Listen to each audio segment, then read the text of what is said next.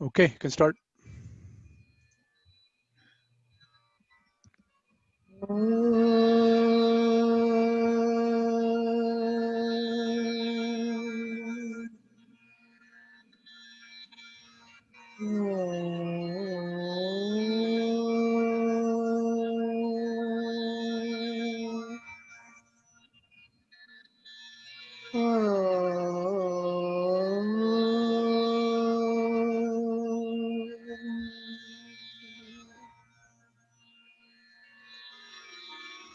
हरि ओम हरि ओम हरि ओम हरि ओम हरे हरि हरि ओम हरि ओम हरि ओम हरि ओम हरि ओम हरे हरि हरि ओम हरि ओम हरि ओम हरि ओम हरि ओम हरे हरि हरि ओम मोहि लागे लगन हरि दर्शन की हरे दर्शन की मोहि लागे लगन हरि दर्शन की हरि दर्शन की हरि ओम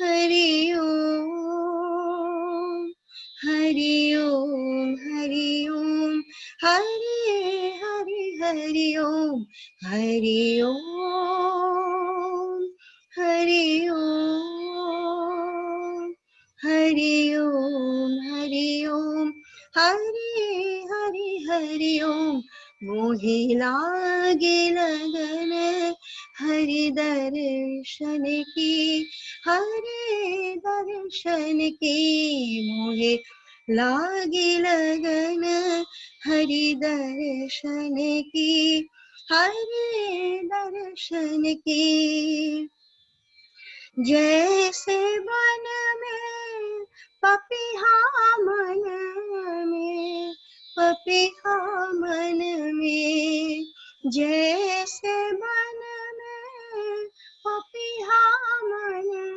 में पपिहा मन में आस करे नित बरसन की हरे दर्शन की हरि ओम हरि ओम हरि ओम हरि ओम हरे हरि हरि ओम गले बनमाला मुकुट विसारा मुकुट विसारा गले बनमाला मुकुट विसारा मुकुट विसारा प्रीत बड़ी सुंदर छवि की हरे दर्शन की हरि ओम हरि ओम हरि ओम हरि ओम हरे हरि हरि ओम ब्रह्मानंद परम सुख पावे परम सुख पावे ब्रह्मानंद परम सुख पावे परम सुख पावे अंतर घट मन भावन की हरे दर्शन की ब्रह्मानंद परम सुख पावे परम सुख पावे अंतर घट मन भावन की हरे दर्शन की हरि ओम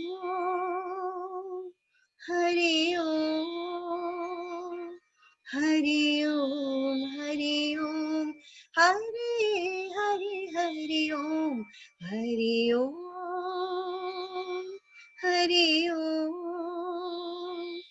हरि ओम हरि ओम हरे हरे हरि ओम हरे हरे हरि ओम हरे हरे हरि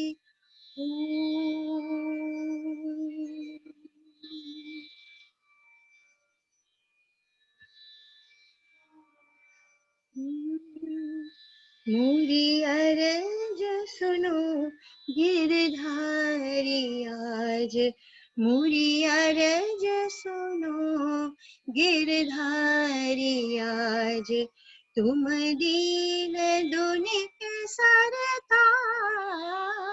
मोरी अरज सुनो गिरधारी आज मोरी अरज सुनो गिरधारी आज तुम दीन दुनिक सरताज मोरी अरज सुनो गिरधारी आज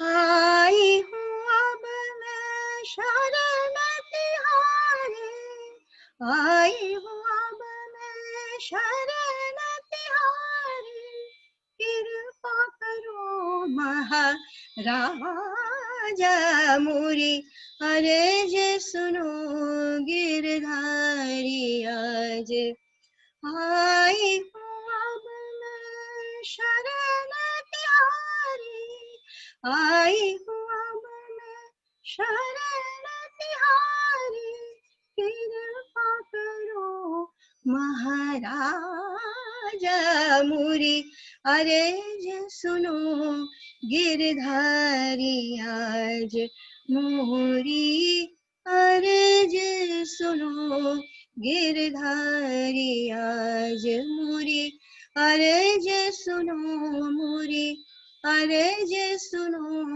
मोरी अरज सुनो गिरधारी आज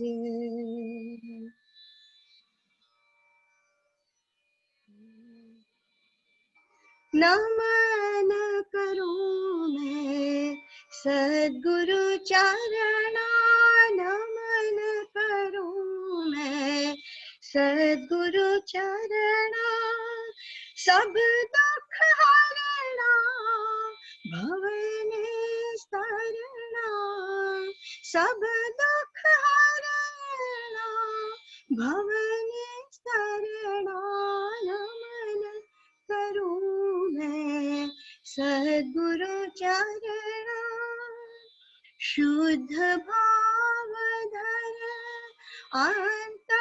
अंतःकरणा शुद्ध भाव धर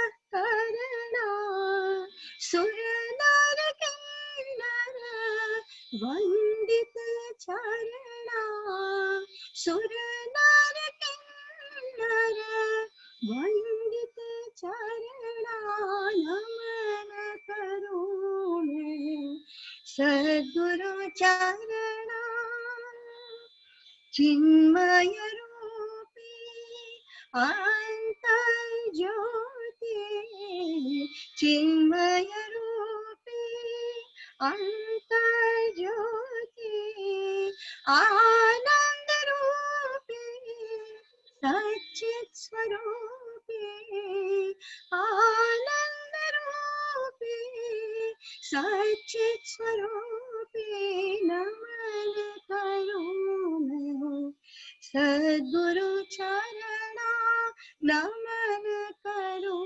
मैं सद्गुरु चरणा नमन करूं मैं नमन करूं मैं नमन करूं मैं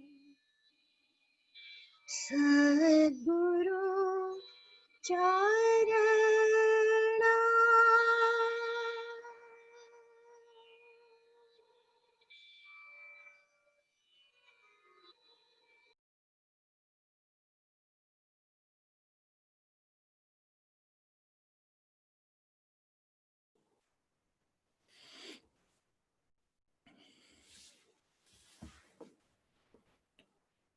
Antariyascha bahirvitodatimiram Jyotirmayam Shashvatam Sthanam Prapya Virajate Vinamatam Ajnanamunmulayan Pashyan Vishwamapidamullasatiyo Vishwasya Pare Paraha Tasmai Sri Ramanaya Loka Gurave Shokasya Hantre Namaha.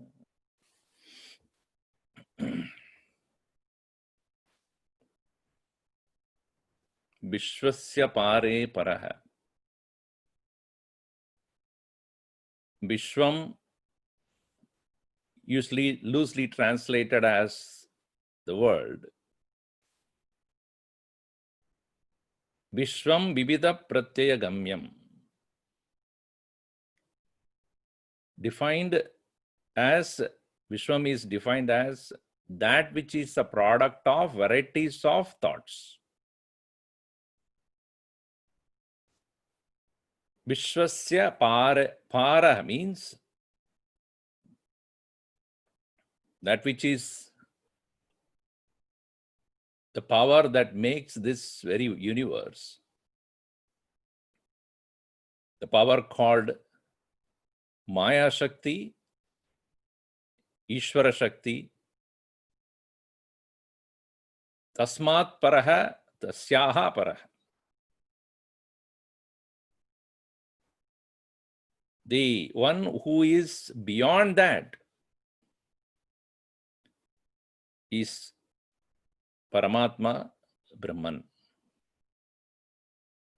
A Jivan Mukta is also a Jiva first. Jivan api mukta hai, Jivan mukta hai. Even while residing in the body, he is considered as one who is free from the conditioning of the physical body and thereby conditions and limitations of the world. Bhagavan Krishna says in Gita, Navadvare pure dehi naiva kurvan na karayan.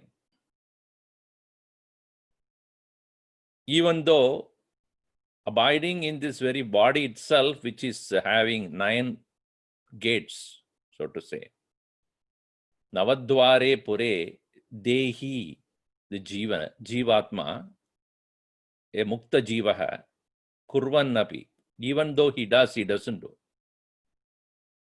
Navadvare pure dehi naiva kurvan na karayan. Neither does nor causes any action.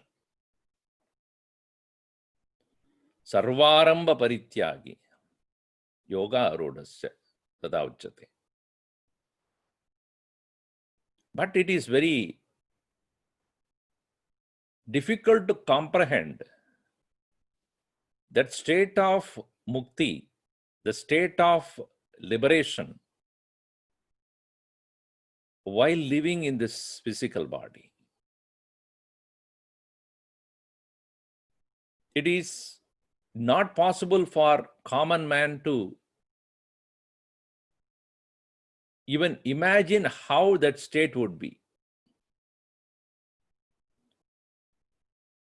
When we have seen closely our own Gurudev, Swami Chinmayananda, vigorously acting, giving lectures, writing books, replying to letters, laughing with people.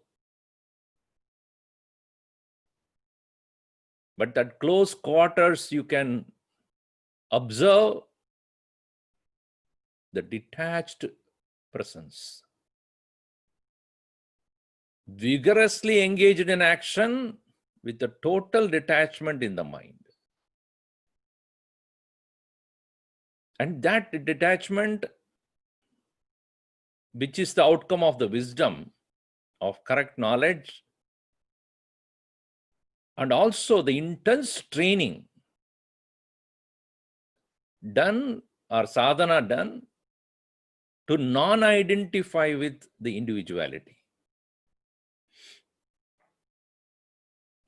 When we merely worship a Mahatma, but not pursue the knowledge that he teaches, we'll never know it. We may worship him, we may adore him, we may do Pada Puja, Paduka Puja, keep his picture at home, chant 108 names, celebrate Jayanti, observe Aradhana, all we do.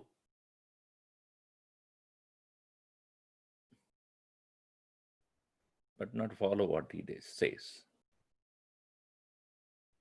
Only when we take it seriously, only when we start walking the path, we realize how much the Mahatma has done in his life to reach that point which looks so spontaneous and effortless for him, which will take the whole life or many lives for us to reach.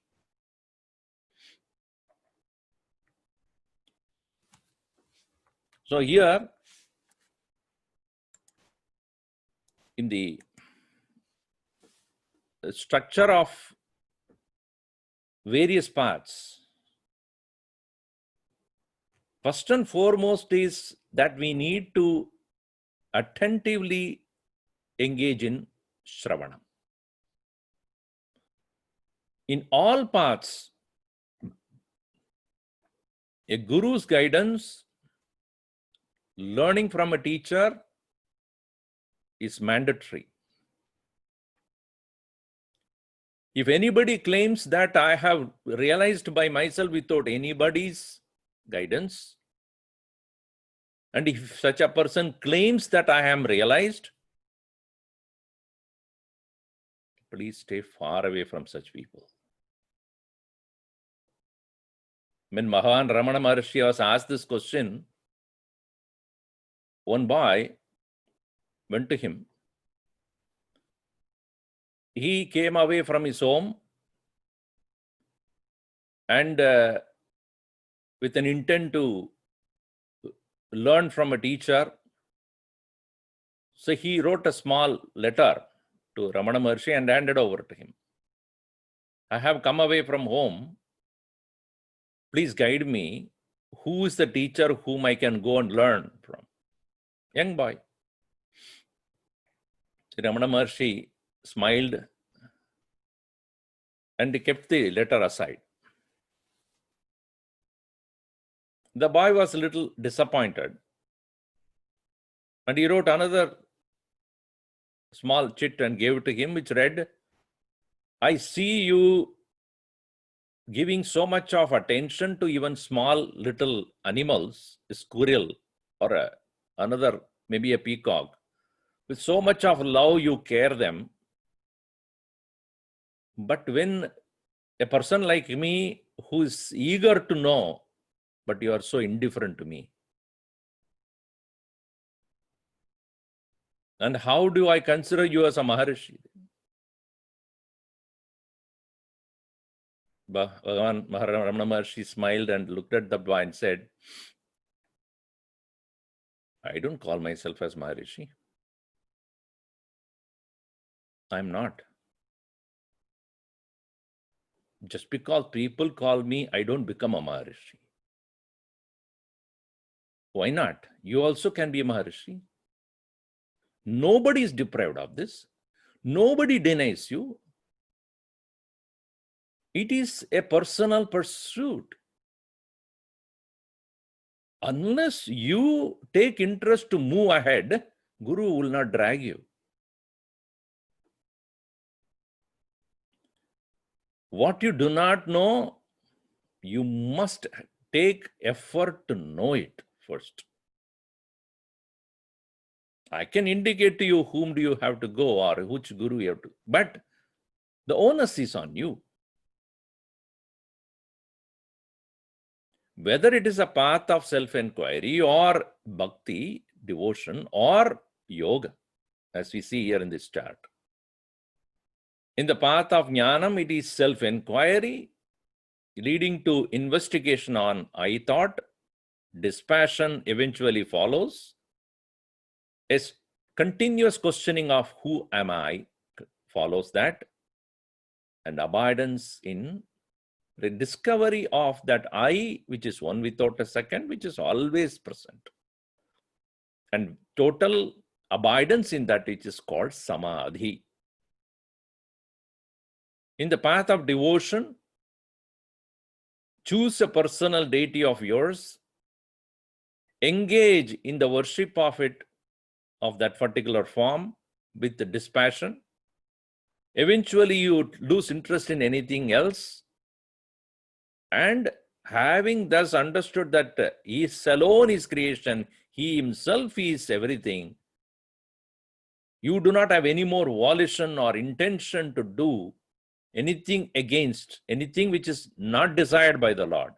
Everything is accepted, total surrender, Sharanagati. And by the Bhagavan grace, you will get to one pointed at devotion to the Lord and you reach.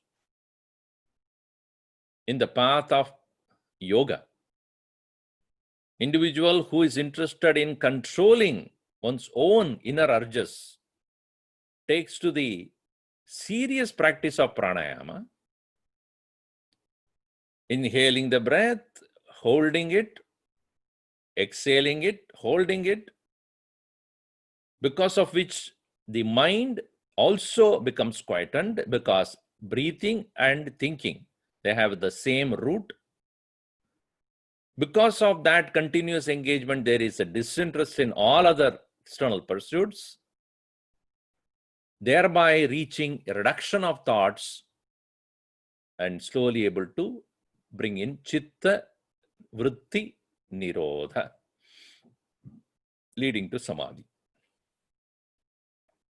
These are all considered as the inner spiritual disciplines, antaranga sadhanani. Specifically on the path of these Shramana Manana, if one is not able to engage, as he says, if an aspirant be unsuited temperamentally for the first two methods and circumstantially on account of age for the third method, because pranayama cannot be done when you have a high blood pressure, etc., he must try the karma marga. Doing good deeds, for example, social service, his nobler instincts become more evident and he derives impersonal pleasure. His smaller self is less assertive and has a chance of expanding its good side. The man becomes duly equipped for one of the three aforesaid paths. But in whatever be the path that you take, a constant guidance is essential. Further, Bhagavan Ramana Maharshi continues, what is Shravanam? Shravanam is to remove ignorance completely. He has to hear the teachings repeatedly about the truth until his knowledge of the subject matter becomes perfect. Then knowledge dawns, and that is like a flame inside. A flame that has started to burn. Antarjyoti is started to burn.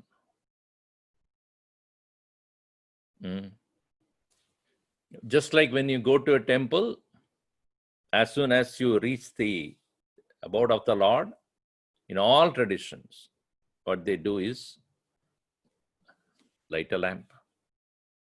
What does it mean? I'm ready for knowledge, ready for enlightenment, ready to be enlightened. I want the knowledge which can reveal everything to me. I want that. Followed by mananam to remove the doubts. He must reflect on what he has heard Ultimately, his knowledge will be free from doubts of any kind, and the knowledge is not allowed to vanish. Just as the flame is protected by the windscreen, so the other thoughts are not allowed to overwhelm the right knowledge. Very often people listen to the knowledge, and they do not follow up the mananam part. Perfect knowledge by itself does not make you perfect.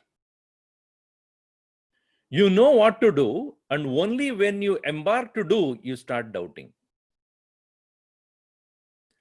Clearance of the doubt, asamshaya jnanam, takes place only when you independently reflect on it with your own understanding and the logic provided by the scriptures or the guru.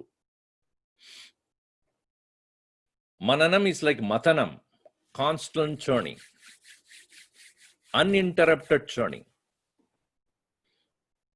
That will make you able to digest the knowledge correctly. Following that is nididhyasanam, to remove the wrong identity of the self with the non-self, such as the body, senses, mind, and intellect. His mind must become one-pointed. The flame is kept up to burn bright by trimming the wick. Whenever other thoughts arise, the mind is turned to inward in the light of true knowledge. Just like as the flame is lit in the Shravanam, it is guarded against all other possible distractions in the Mananam. And then, whenever there is a possibility of anything that is trying to extinguish that fire, one is able to safeguard that. The vasanas that are residual in the individual, because of their propensity being unchecked for a long time during many lives, will again and again come to disturb the individual. That's why Bhagavan Shankaracharya says, Jnate vastunyabi balavati vasana anadiresha karta bhokta pyaham idi drada yasya samsara heduhu pratyak drishtya nivasadi sada sapaneya prayatnat muktim prahu tadihamunayo vasana tanavam yat. Even as one understands it clearly, the knowledge, vasanas are not very easily overtaken or overcome. They constantly come into our mind as aham karta, aham bhokta. Only by pratyak drishti, turning our attention within, sada nivasati, one who is able to abide, sa apaneya prayatnat, with effort it has to be overcome. What is mukti? Vasana tanavam. Reduction of vasana is the path towards enjoyment of that freedom. As and when you conquer vasanas, or as and when those vasanas becoming thinner and thinner, at that very moment, simultaneously, you start experiencing that freedom. Freedom is not suddenly one day you wake up and you are free. No. It's like a slow process of like a flower opening up. A process of opening up from within takes place as even the obstacles called vasanas are removed. So he says, all these things accomplished, the obstacles are at an end, and samadhi results. That is, peace reigns. So samadhi is a product of correct understanding, removal of doubts, absence of any other identification, and abidance in the higher self. In his own method, the inquiry, who am I, is the Shravanam. The ascertainment of the true import of the I is Mananam. The practical application on each occasion is Nididhyasanam. And being as I is Samadhi. The teacher gives various pointers, But the student has to finally clearly understand, who am I? If the confusion still continues, myself as the body, son of someone, daughter of someone, wife of someone, husband of someone, brother of this and sister of that, I am that, and श्रवण का महिमा नहीं हुआ अभी तक, श्रवण का फल भी नहीं मिला. Shravanam should clearly bring that understanding. I am unborn entity, undying presence. The birth and death is only for the body, as even the jiva, the individual subtle body, has taken up as ownership of this body, that is birth. When it rejects and leaves, it is death. I, as the jiva, is eternally ever free, identified with Ishvaraha, and my final journey is to merge. So, and the import of that I, distinguishing between I am and I thought. The I thought is associated thought. I thought is identifying thought. I thought is samsaric thought. Whereas I am, is independently watching that. The one who watches the propensities of the mind and not getting associated with that, eventually able to let go of those propensities, let go of those agitations, and remain even not as a witness, but as pure bliss, I. This is to be applied again and again and again.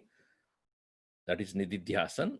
And finally reaching the stillness of bliss of I, just be, is Samadhi. Samadhi is further explained by himself. Samadhi means, please note, sleep in waking state. Many people say, Swamiji, while listening to you, that's what I do. I don't know, Swamiji. Whenever I listen to you, slowly I just close my eyes and reach there. I are not talking about the lazy slumber. This bliss is overpowering and the experience is very clear. Whereas it is different in sleep. He distinguishes samadhi and sleep here. One should be in spontaneous samadhi. That is, in one's own pristine state, in the midst of every environment. If the eyes are closed, it is nirvikalpa. If it is open, it is so differentiated, still in absolute repose, is savikalpa. The ever-present state is the natural state known as sahaja. Nirvikalpa is an exclusive practice of it in solitude, where you stay away from all distractions and do it. Where the individuality is completely lost. Dhyanam, dhyatha, dhyeya. The performer of meditation or meditator, the object of meditation, and the act of meditation, everything is merged into dhyeya. The object of meditation itself, the subject is lost in that. Just like when I am ready to go to sleep, I want to sleep, because of which only I am getting ready to go to sleep. So wanting to sleep, the sleeper has not yet begun then. The sleeper is still a seeker of sleep. But when such an individual I am, wanting to sleep, lying on the bed, maybe listening to some music, whatever, I want to sleep, I want to sleep, I want to sleep, ends in what? Sleep. The individual who wants to sleep is no more. And the act of sleeping as an action is no more. It is a state, not an action. Similarly, dhyatru or dhyata. Can you all please mute your mic? So, thanks. So, dhyata, the meditator, should not be present there when that nirvikalpa samadhi takes place. There is no triputi. Whereas the attempt to meditate while the three are still present, it is savikalpa. And in the sahaja samadhi, the individual is present with the world, waking world, yet he is not the individual. Sahajayate, sulabhena jayate, aprayatnena jayate, sahaja. Even if one is immersed in nirvikalpa samadhi for years together, when he emerges from it, he will find himself in the environment which he is bound to have. That is the reason for the Acharya Shankara emphasizing Sahaja Samadhi in preference to Nirvikalpa Samadhi in his excellent work, Vivek Chudamani. Shankaracharya also had prescribed to Sahaja Samadhi compared to Nirvikalpa. A practitioner gains peace of mind and is happy. That peace is the result of his efforts. But the real state must be effortless. The effortless samadhi is the true one and the perfect state. It is permanent. The efforts are spasmodic and so also their results. You know, in Ashtavakra Gita, beautifully the statement comes. Aprayatnat prayatnatva mudo napnodi nirvritim tattva nischaya matrena pragyo bhavati nirvritaha. Mudaha prayatnatva aprayatnatva nirvritim na apnodi. A foolish person who has no correct knowledge of the truth, by putting a lot of efforts, he will not reach there. Not putting efforts, definitely he will not reach there. What is that effort that one has to put then? Tattva nischaya matrena. In that clarity of understanding, there is prayatna. Once the clarity of that comes, then there is no prayatna. There is no effort. Effort is thus far and not more. Effort is to know clearly what is said, and abiding in that should become just like a person who is ready to withdraw oneself from the world, and the withdrawal from the world is no more an effort for a person who knows that there is no world. Is it not? When you watch a movie, while enjoying the movie, you'd forget that it is a movie. It's very moving. Once the movie is over, once the lights are put on and you see only a white blank screen, you no more regret what happened there in that movie. Whether the hero won or somebody is killed, all those things which you saw, you clearly know none of them are true, though you enjoyed it. In the same way, one who has thus realized the elusive nature of the world, what prayatna that he has to do to withdraw from the world? What effort he has to put? The effort is only when I give reality to the world and I am not able to let go. When I clearly see the illusion of that, there is no more effort to get rid of it or come out of it. Practice is power. If thoughts are reduced to a single thought, the mind is said to have grown strong. When practice remains unshaken, it becomes sahaja. He often said that japa, and I also mentioned yesterday, practice of repetition of the name of the Lord, or even pranayama, etc., are all to ward off all unwanted thoughts from your mind. Again, you are not disturbed, you are not afraid of those thoughts. Not out of fear you are trying to come out of it. The intention is there is no need for those thoughts. They will come, habitual. Because of the vasanas and memories, the thoughts about various other things will pop up in your head. To avoid those things to overpower you, you may hold on to something, maybe the name of the Lord or attention on the breathing. But once you have gained the strength of one-pointed attention,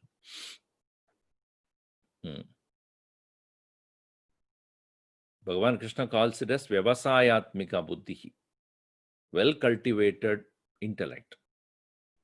Eka iha Kurunandana. Eka Vyavasayatmika Buddhi, one-pointed attention, which is firm. Then there is no effort. Then it becomes sahaja. In deep sleep, mind is merged and not destroyed. That which merges disappears. Reappears. It may happen in the meditation also. But the mind which is destroyed cannot reappear. The yogi's aim must be to destroy it and not to sink in laya. In the peace of dhyana, laya ensues. But it is not enough. It must be supplemented by other practices for destroying the mind. We have seen earlier also that destruction of the mind is dissolution of the mind.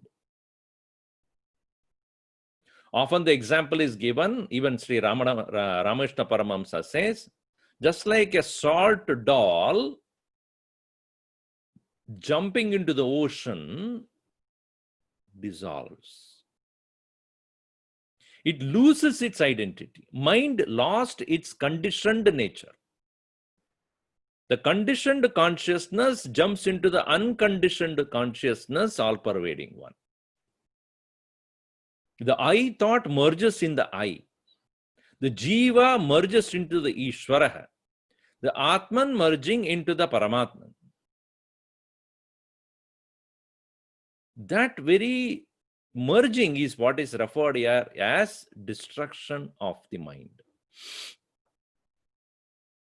If the meditator is merely enjoying the peace that is ensuing out of the meditation and thinks that is enough, that is only laya sthiti, a suspension. Just like in sleep, we experience bliss, no doubt about that. Why? Because there is no disturbance from the mind. But then as soon as you wake up, and the waking up itself means that mind has come. So it is not gone. It is only suspended there. But whereas by practice, the yogi has come to a point where he merely does not settle down for the temporary laya or bliss, because that bliss is just suspension of the mind.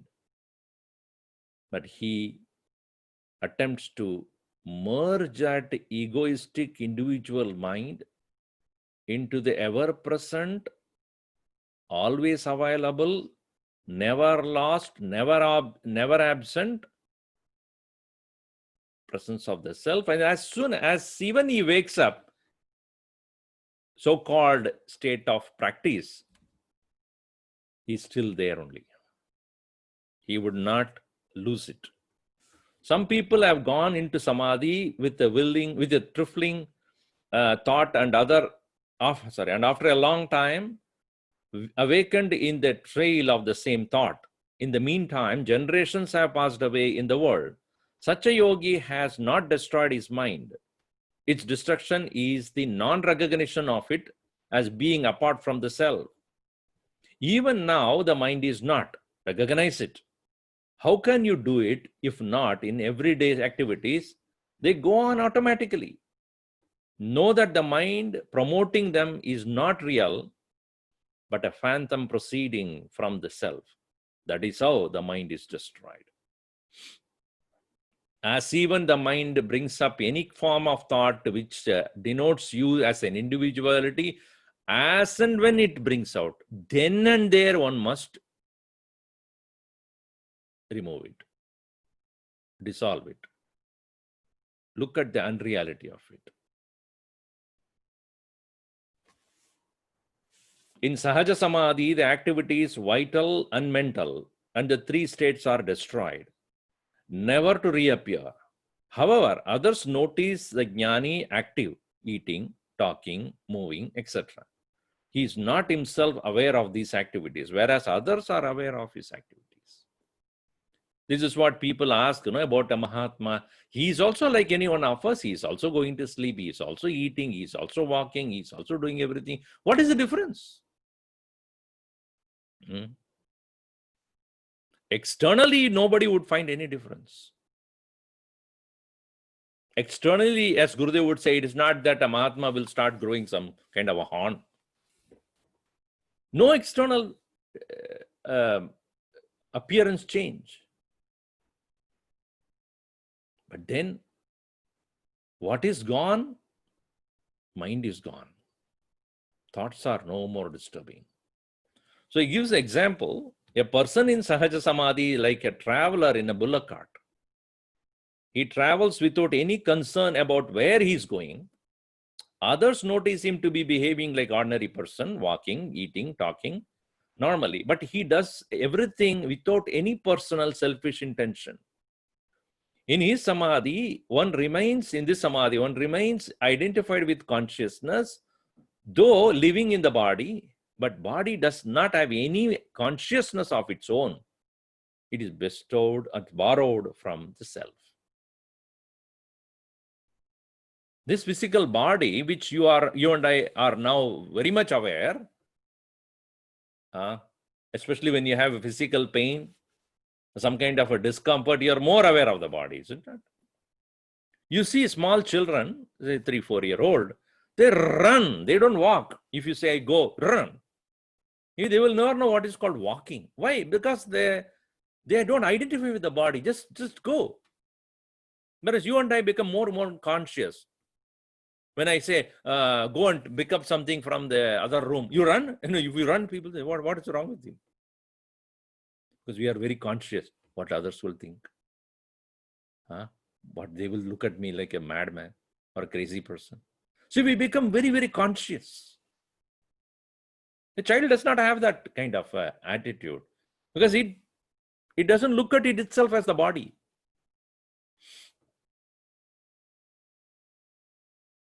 And as a youth, what youth can do, a person who is a little older cannot do, because the physical body has its own limitations. As we grow old, we have become more and more conscious of our limitations of the body. But they all said and done, when we go to the state of sleep, this physical body has absolutely no consciousness. It does its own work like digestion and circulation of blood and breathing. It goes on. You are not doing it. It's a borrowed consciousness. Even now, as even you have finished your dinner, perhaps your body is doing the digestion. You are breathing also. The cells are multiplying. Some cells are born, some cells are dying. You are getting old. What are you doing for that? Are you doing anything? Are you doing anything about it? Even at this present moment, it's a borrowed consciousness for the body.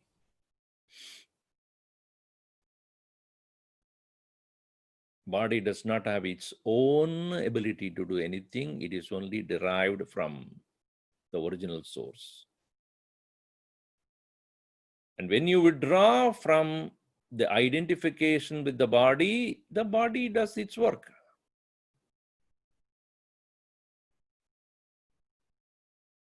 So a Mahatma is like a person who is traveling in a bullock cart where he is moving, all right, but he is not moving.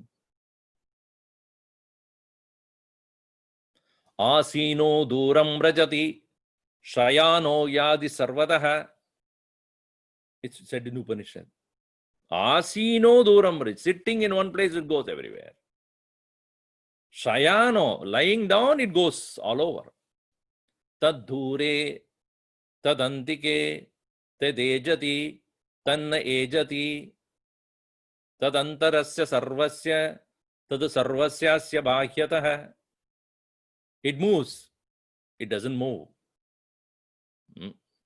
Why this contradictory statement in Upanishad? Tad dhure, it's far off. Tadu antike, it's closest. Tad antarasya, it is inside. Tad sarvasya bhahyatah, it's outside. It is to say, whenever we think that we are the individual, then immediately, I'm walking, I'm talking, I'm eating, I am. But immediately Upanishad says, it is not you. It is not conditioned by you. It is not limited to your body, outside also.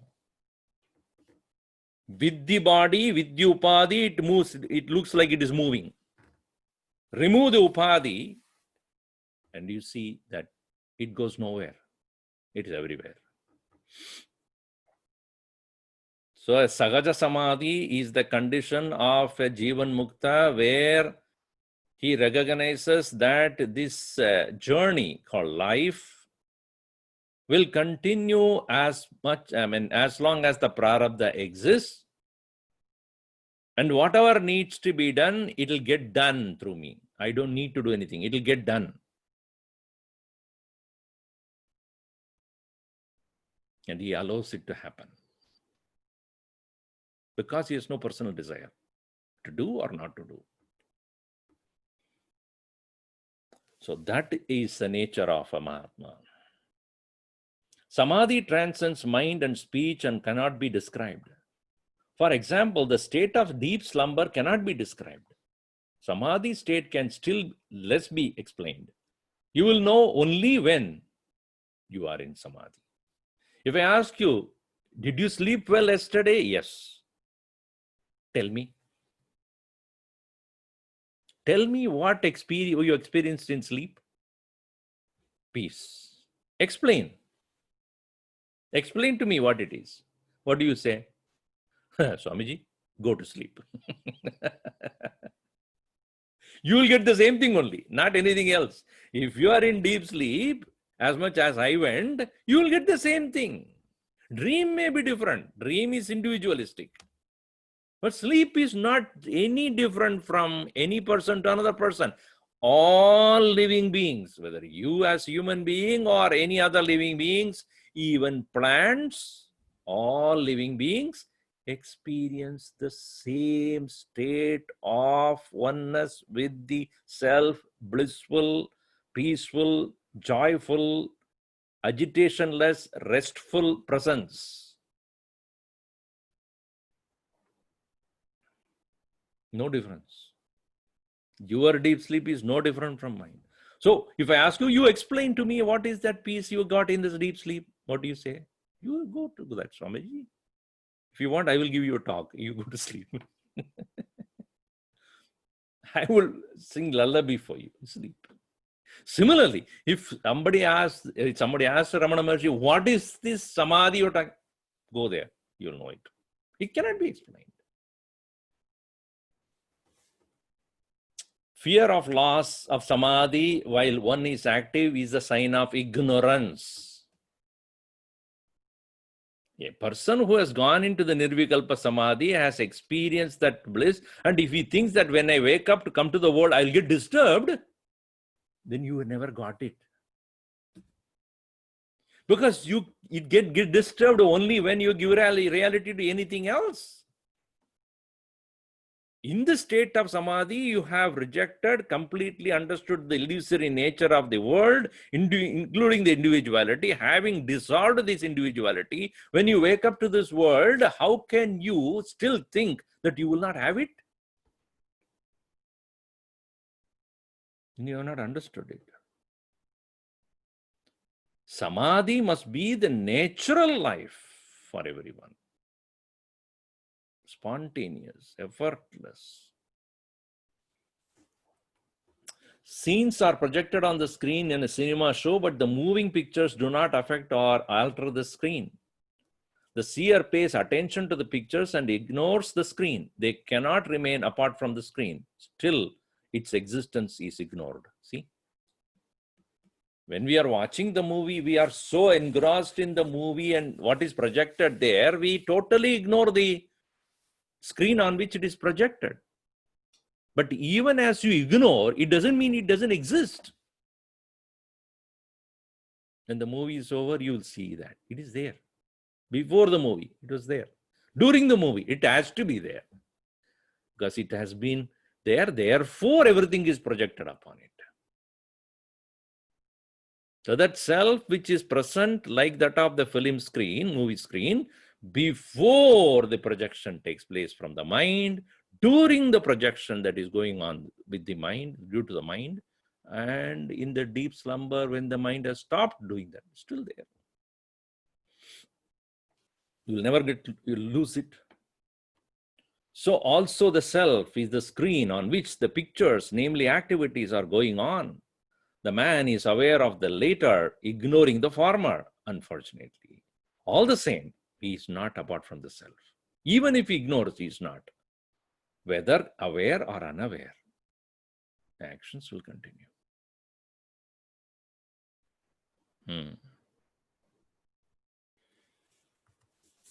If one wants to abide in the thought-free state, a struggle is inevitable. One must fight one's way through before regaining one's original primal state. If one succeeds in the fight and reaches the goal, the enemy, namely the thoughts, will all subside in the self and disappear entirely. The thoughts are the enemy.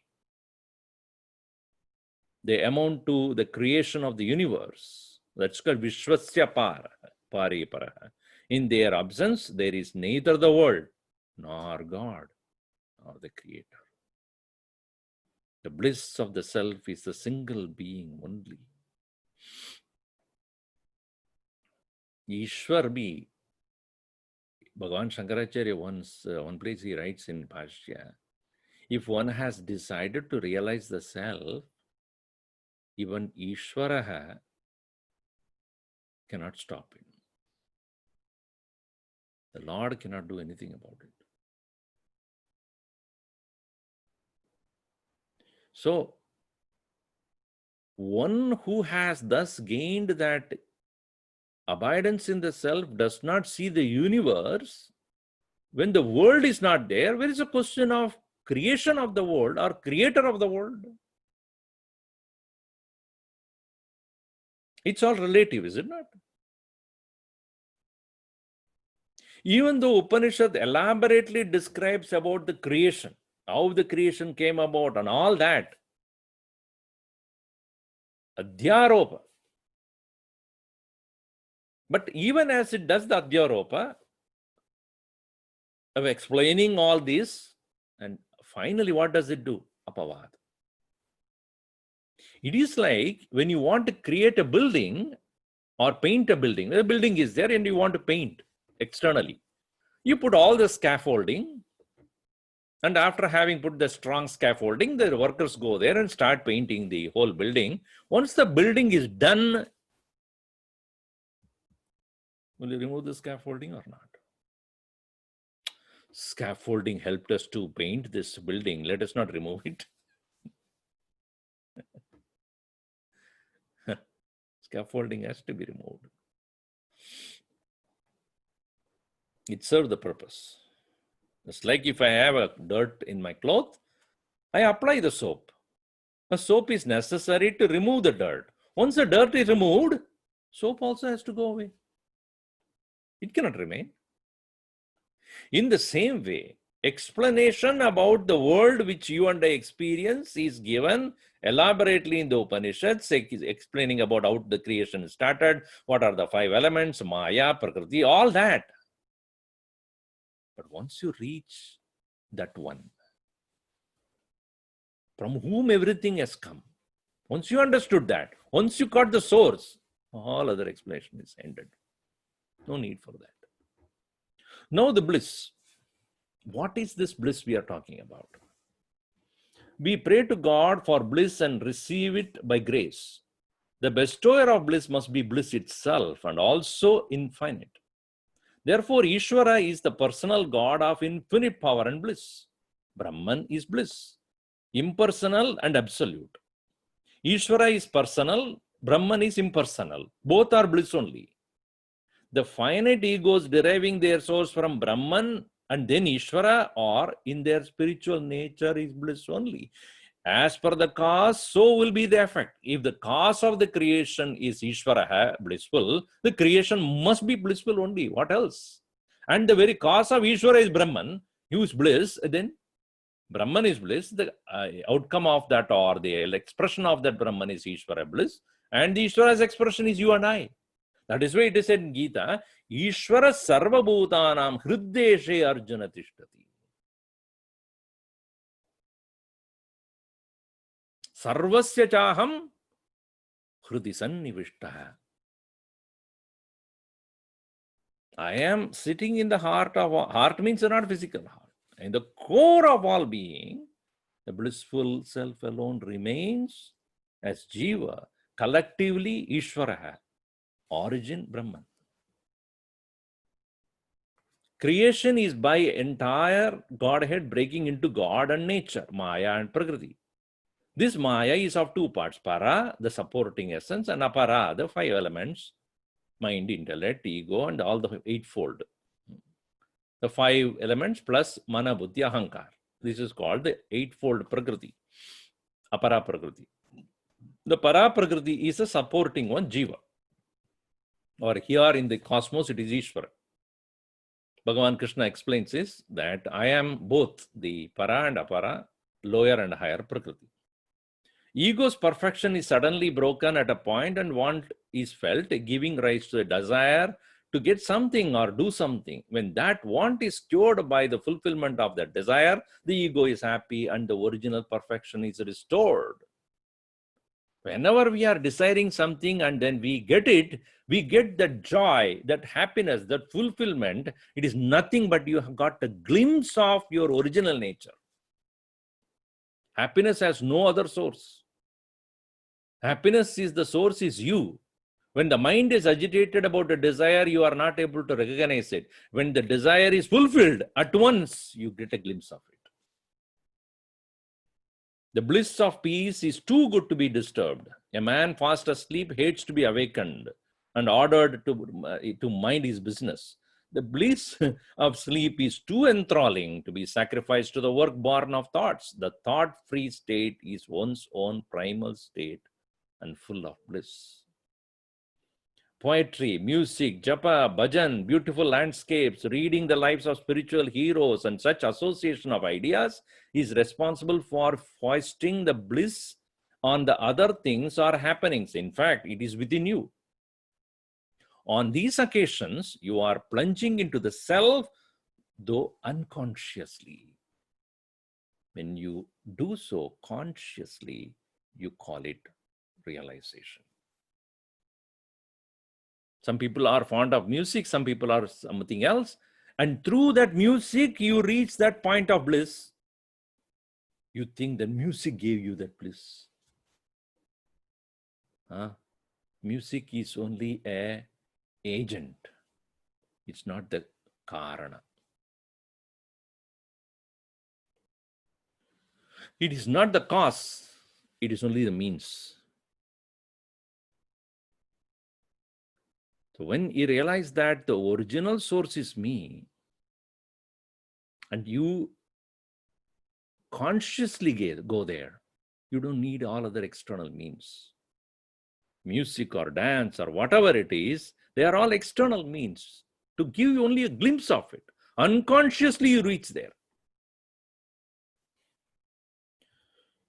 So remaining in that bliss while living is the state where is ullasa, a blissful existence.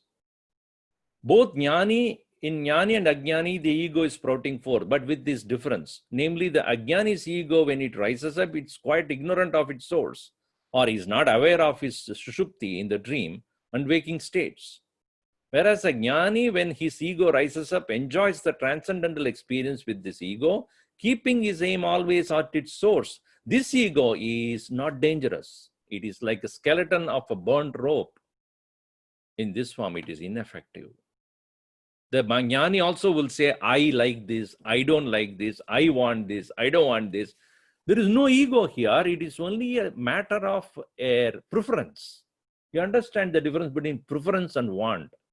A want is where you assertively seek something and you, at the same time, assertively neglect other things.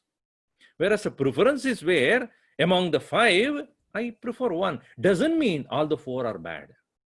You see? Of course, you have to choose something.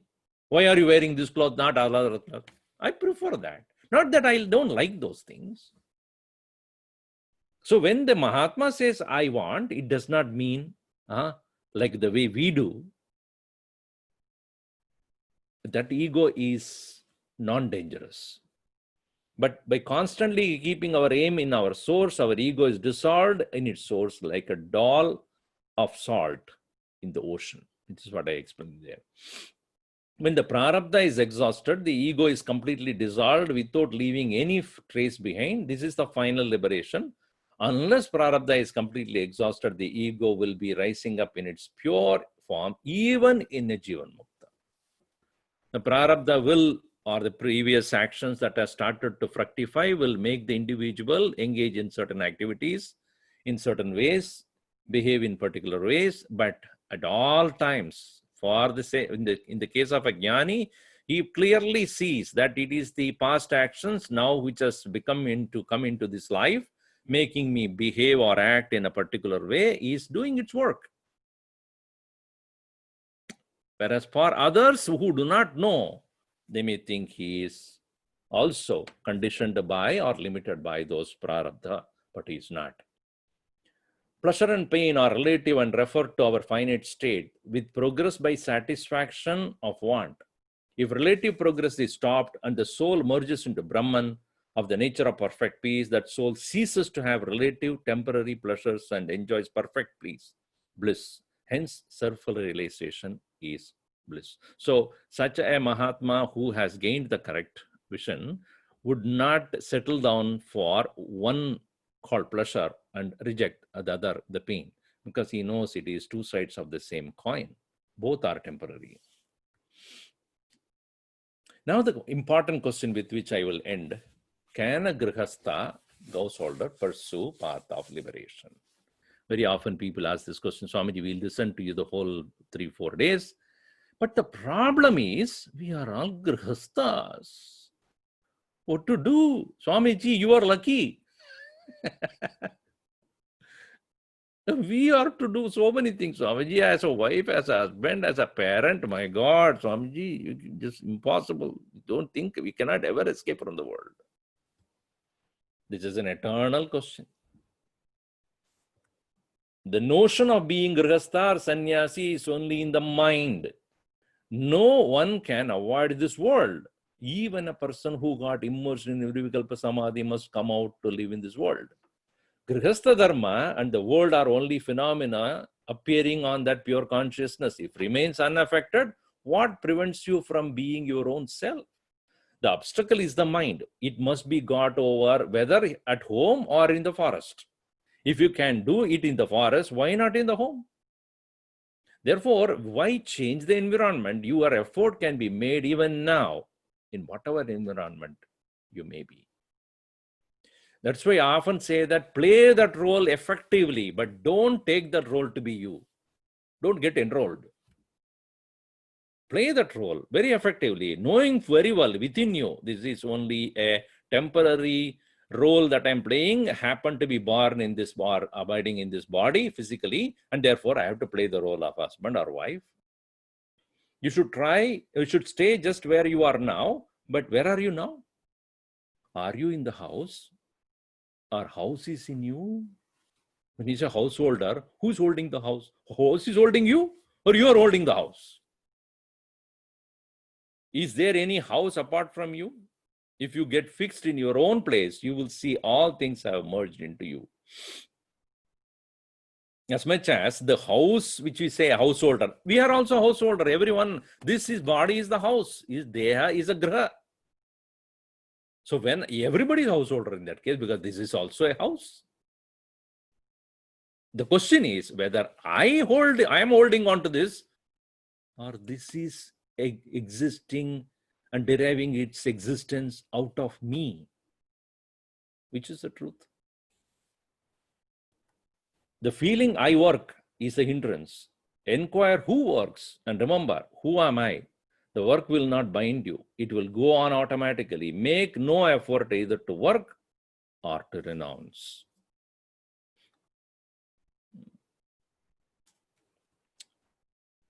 So the message here is, even better than man, better than the man who thinks I have renounced everything is the one who does his duty but does not think I do this or I am the doer. Even a sannyasi who thinks that I am a sannyasi cannot be true sannyasi. Whereas a householder who does not think I am a householder is truly a sannyasi. Do not brand yourself. Just because one is wearing this cloth does not mean a sannyasi. Sannyasa is not in the clothes that we wear, or the kind of rudrakshamala that you wear, or the kind of religious marks that you put on your forehead, or the name that you have, or the tradition you follow. Sannyasastu mahabaho dukkhamaptum ayogatah. Nyayasya nitya sannyasi yo nadveshti na kankshati. One who has gone beyond these dualities and remaining in his pristine state of I am, is a true sannyasi, even if he is a householder. On the other hand, one who has taken to such a state of sannyasa, yet thinks that I do this, I want this, I am the doer, is a householder only. So therefore, a grihastha also can equally be qualified to pursue this path of self-inquiry, and there is no condition attached to anybody, whether to realize or not to realize. Everyone who follows the path assiduously, sincerely, faithfully, regularly can reach the same state as the messages of Sri Ramana has inspired us and had given us so much of inspiration, I presume. I urge you to read more about Bhagavan Ramana Maharshi. And I will put these slides into our website, chinmayala.org, eventually in a day or two. And so you can, for your reference, you can go and take a look at it. And also the talk links will also be put there. Before I conclude, I would like our Shankarji to say a few words. One small announcement, that is Swami Subodhananda from our Siddhabari Ashram is attained Mahasamadhi today. That just want to inform you all. Our prayers to him. Further details will be sent to all the members. Now, Shankarji will say a few words.